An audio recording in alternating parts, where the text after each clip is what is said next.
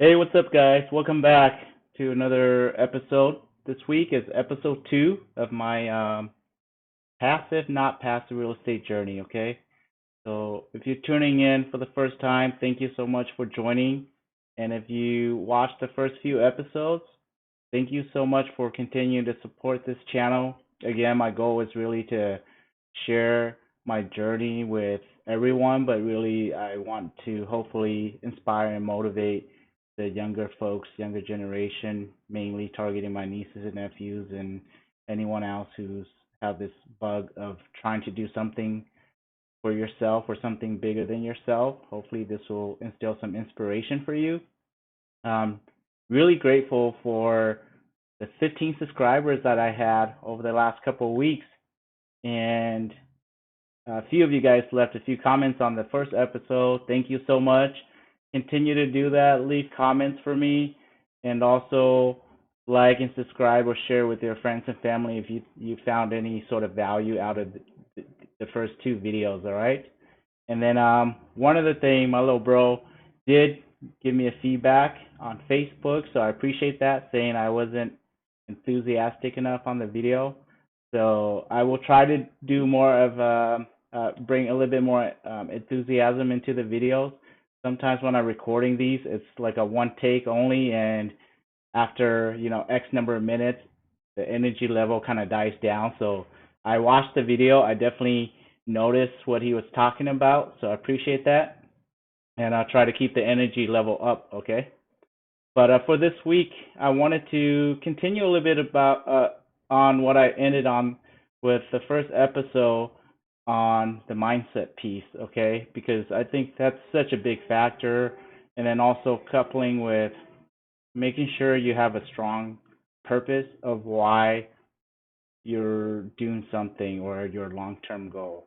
So for me, the mindset after I did all that exercise, I went into this real estate journey mentally preparing myself, saying, hey, if I'm going to do this, I'm going to give myself at least a decade to try to figure this thing out, right? Because, of course, with any sort of uh, business ventures, the primary goal is obviously to generate a profit, right? So you can do things that are important for you and your family. So that's kind of a given, but the bigger purpose for me really came down to, you know, figuring out a way to be able to control my time or control how I utilize my time more effectively in the way that I think is going to give a positive experience to those around me or to the environment that I'm a part of, right? So really, when I thought about the purpose, that was my main driver, because up until now, I was, spending majority of my time commuting to work, spending time at work, and very little time with the people who were really important to me. And then the other piece of that purpose was I was uh, one of the other big reasons in trying to garner as much capital as I wanted I can get is because through that process, or maybe a year or so before I started this journey, I also was introduced to this Hmong Laos guy by the name of Herving, and he had such a inspiring story and just the yearning and need to want to learn English. And I think the main purpose of wanting to learn that was because his mom had remarried and moved to the States, and he wanted to be able to learn English so that he could come to the States and reunite with his mom, right? And that little purpose took him on such an amazing journey. Um, and I wanted to be able to be in a position where I'm financially stable, financially independent, to where I can give back or help individuals who are in her position and just looking for a way to, improve his environment. And so that was another purpose of mine. So the two biggest things was just being able to control how I utilize my time, and then two, being able to leave some sort of footprint when I'm no longer here in terms of community service to those who are less fortunate than I've been, right? So make sure as you work on your mindset, also have a very strong purpose that you have a direct emotional tie to it. Because I can speak from experience, at least from my journey on the W-2 side, that after you get to a certain point in terms of an earning capacity, if you're not passionate or if you're not interested in the work that you do, it'll be very difficult to get up every day in the morning to do that type of work again. And after 17 years, really 15 years, I started feeling that drain because I started questioning, hey, what is my purpose here? Like, am I really just here to go and work for somebody else on a 9 to 5 for like 40, 50 plus years and then live maybe a few years or a decade if I'm lucky of my time with that whatever funds I saved up in my 401k, right? And I started questioning that a lot. And that was really what motivated me to try to take on this kind of unproven journey that I've never done before. And I feel like worst case scenario after 10 years, if I fail, then obviously I didn't figure it out and I can always default back to a W-2 world somewhere, whether or not it pays the same as what I'm getting right now, because whatever I was doing was not giving me that fulfillment, right? So keep that in mind, because having an emotional or passionate tie to what you want to do really is going to help you push through those tough days, because whether you're working in something that you're passionate about or not, you're going to run into difficulties, right? You're going to be running into people that you don't jive with personality wise. You're going to be collaborating with others that may have different philosophy or religious or political spectrum compared to you, and you're going to have to be able to work through those things. Or in the midst of trying to grow your business, you may run into some personal challenges, hardships, and if you don't have a strong purpose, it's going to be very difficult for you to, you know, get up every day and try to push forward, right? So that's what I wanted to end on in terms of the mindset piece and the purpose, because um, I know it's taking a little bit more time, but I think that that piece of it is just that much uh, that important that I want to emphasize that for all of you guys.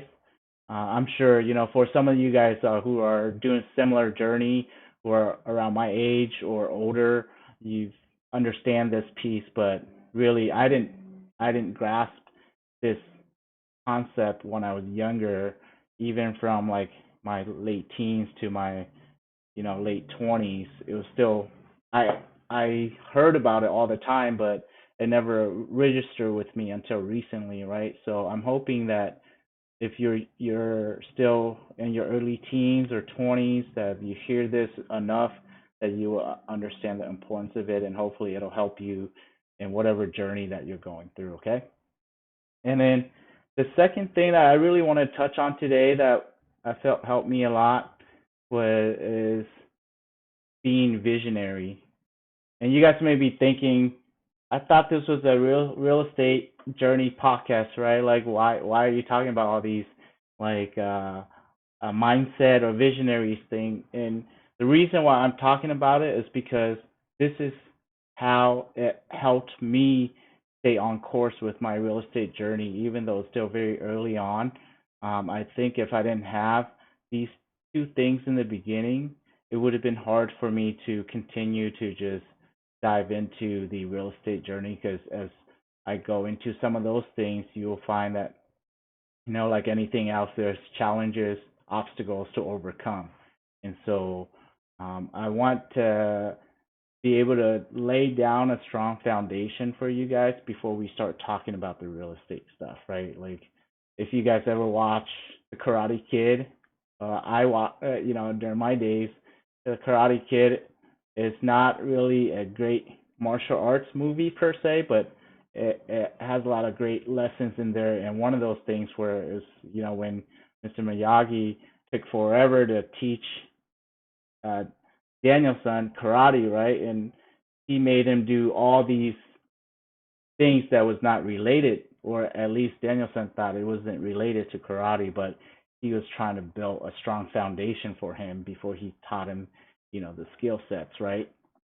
So when I think about uh, strong mindset, having a strong purpose and visionary, these are some of the strong foundations that you should develop for yourself before you take on any long-term journey that you think will improve your livelihood in the future, okay? So what do I mean by being visionary? I'm not talking about being able to see and construct a life that um, you hope to have, but it's or not being visionary in the sense that you're very intelligent or like you can see very far into the future. That's not what I mean. When I talk about visionary, it's just the ability to understand your goal and then conceptualizing that in your mind before you can start working towards it, right? I'm a big advocate or believer in being able to visualize things in your head before it comes to life. And I feel like I always had bits and pieces of this throughout my life, but I never took it that seriously.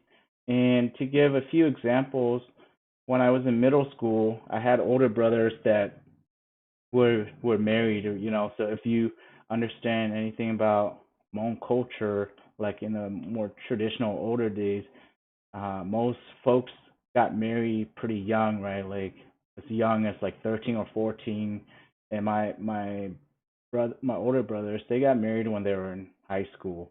And going through middle school, I saw their marriage lives. I saw things that they were experiencing between themselves and then with my parents. And I remember either seventh or eighth grade, I had like four things that I wanted to do, and that was like graduate high school and then go to a 4 year college because my two brothers or three brothers that graduated high school, they went to technical college and then they went to work. And they had good paying jobs, but I had this thought that I was going to want to be the first to go to university and then get a bachelor's degree. And I was going to buy a house and then I would get married, right? And surprisingly, um, I achieved all those except for I got married first before I got a house. Um, and if I had the right mindset and I stuck with that original vision, I think I would my real estate journey would have started much earlier, and I would have been able to easily take advantage of some of the strategies of of uh, building wealth through real estate that I'll talk to you guys later on. And then I always joke with my younger brother and I, like we talk about some things.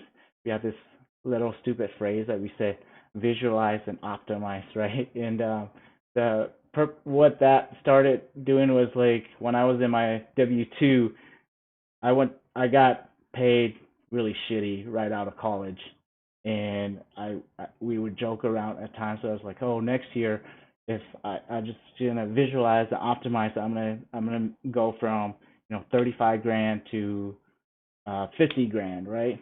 And then surprisingly, like that's what it happened, right? And then I was like, oh, I think I'll be good if I went from 50 to like 75. And then like a year and a half later, I got that because I got promoted from my job to being a supervisor. Like, oh, now I would really believe in this visualize and optimize if I went to six figures, right? So then like a year and a half after that, I got promoted to my manager job, and between the bonus and the salary, like I hit six figures. And I remember my mom was saying like, oh, she would never thought that one of her kids would be in a job that would make six figures. And I thought that that was such a big accomplishment, but then you start working and you start seeing after taxes and everything, like six figures is really not that impressive, right? But those are just a few examples of like how when I reflect back, how important it is to visualize, to be able to just think about something that you want in your mind first, and before you can have it physically, you have to be able to see it in your mind. And so I wanted to pass on this knowledge to anyone who's willing to try that on whatever it is that you're interested in, whether it's real estate, business, going to college, trying to do something that you're really passionate about.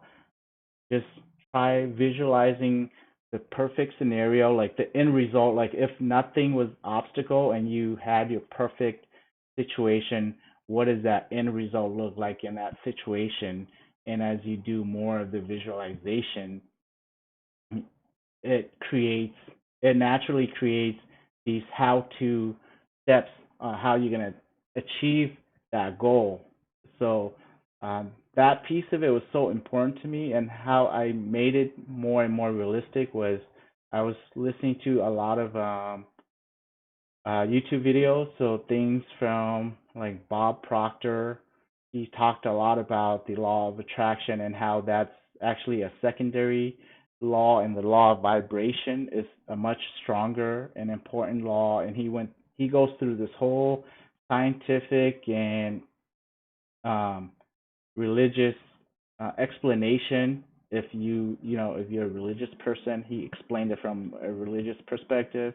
He also explained it from just a pure scientific explanation. And I also listened to this other guy by the name of Dr. Joe Dispenza, talking about how the brain functions. All of those coupled with several other videos talking about the importance of writing down your vision, writing down your long-term goal. So I did that from probably March of 2021 till the summer of 2021 when I got my first property. And if you guys don't believe me, I got some booklets here to show you guys. So if you can see, like all these books here, I literally wrote like almost every day. Like in the morning, I would spend 30 minutes writing my vision, some of the motivational quotes that really spoke to me, and then at night before I went to sleep, I would write the same thing. And the purpose of writing it down is just to give clarity, right? So the more I wrote it down, when I'm out, when I'm driving, the more it sticks in my head. The more it's in my head, the more clarity I can paint it, and the more clear I can paint it in my head, the more it just becomes a part of me. And when it becomes a part of you, you just talk or convey the message so much more clearly to whoever it is you're listening, right? So of all the people that were close to me, especially like my wife, she always tells me that like I talk about real estate investing like I'm a preacher trying to convert someone to like to Christianity or to a religious belief, right? Because there's just so much um I wanted it, how much passion I had for it. But it really takes that level of commitment in order to make something of it, right? And for me, like all that work, all that manual writing down everything, after like going on my third year now, I still only have three properties to show for, right? So that just tells you like the amount of work that's required to be successful, not just in real estate, but really in anything you do. And so today I wanted to part those message onto you guys because I hope that whatever it is that is um like whatever fire it is that it's like burning inside of you, that you take that and really take it to the next level, um through building a strong mindset, connecting it to a strong purpose, a purpose that's bigger than yourself, because this is what's going to help motivate you to push through those tough days. and then really visualizing it on a consistent basis, In addition to writing these down, like when I'm driving and I have a lot of time to kill, I listen to so many podcasts between personal development and real estate, and then just business in general. Or I'll listen to podcasts that have guests that talks about really interesting topics that I would have never listened to, right? Like Joe Rogan, for example, has this guy by the name of I think Randall Carlson, and he talks about how the the universe may have been much more advanced than what we see today after studying like a lot of like history and the geology and the makeup of our planet, right?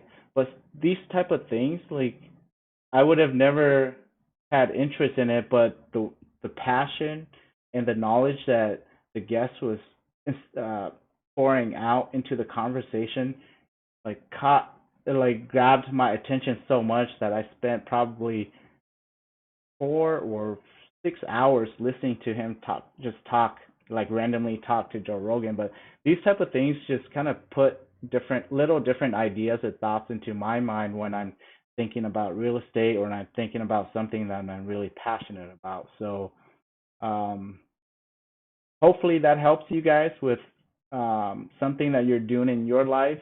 I just wanted to impart that on you guys today. I'll try to keep the video a little. I was gonna try to keep it a little bit shorter, but it looks like it's still almost 22 minutes here too. So that's all I have for today. I'll see you guys next week. Again, really grateful for all of you guys that spent your time with me. I know you could be doing something else, but hopefully I was able to give something back to you guys. And if I did, we really appreciate you guys to share my video, like it, comment, continue to give me feedback so I can improve it and provide better quality content to anyone else who's willing to listen, okay? You guys have a great day. Take care. Bye bye.